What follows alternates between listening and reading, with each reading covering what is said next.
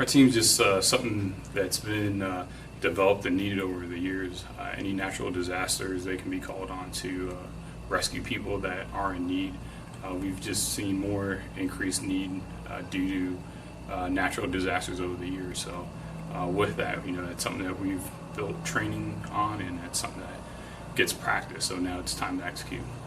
All right, so our team, helicopter aquatic rescue team, is something that we've been trained up for events like this, where we go down and we support internal to our states or externally to make sure that people are rescued, basically augment anything needed for these kind of events. Job is to basically go down with a helicopter team and the rescue team to go down and basically assist as needed. My job personally, as though I see, would be going down there to make sure that we receive the mission, we can vet them, make sure that they are the appropriate missions, and see that they're completed.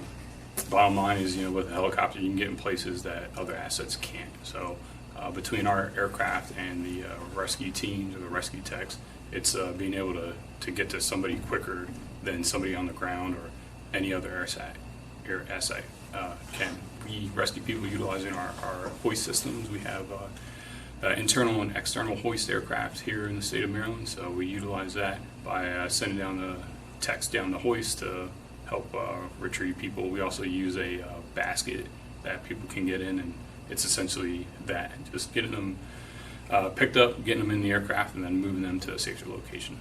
How many people can you rescue at once? I'd say about 6 to 8, about family size, one at a time, before we move them to an alternate location. Then we can go back on site to do that. The UH-60 has about 2 hours, 30 minutes, which can be augmented with our earth tanks. While we're down there, one of my assumptions is that we're going to integrate, first of all, with the assets that are there and basically work those missions. So my job being down in the TOC, in the command post, will be kind of vetting, kind of retrieving that, and then we'll have communications to relay that over to the air asset.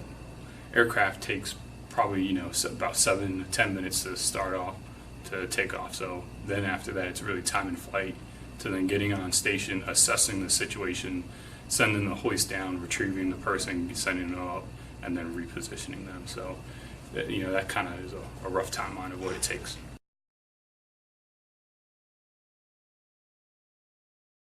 Maryland HART stands for Helicopter Aquatic Response Team. We are a team made up of joint between the Maryland Army National Guard and member fire departments throughout the state of Maryland. So once we get there, certainly the primary role is protection and safety and saving lives. And any way the citizens of North Carolina need assistance, we're going to be there for them. So in some of these types of events, the only capable way to maybe rescue people is certainly using aircraft. So we will be performing hoist rescues if needed to rescue or recover stranded victims.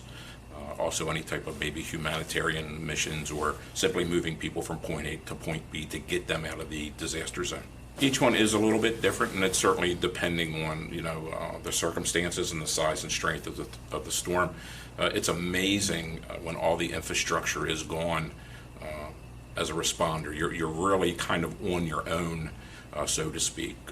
It's devastating. It's hard to wrap your head around what you're seeing. Well, HART teams are important. First of all, it's a collaborative effort between military and, if you want to say, civilian authority or fire department rescue personnel. So it makes sense to leverage the capability and bring it together.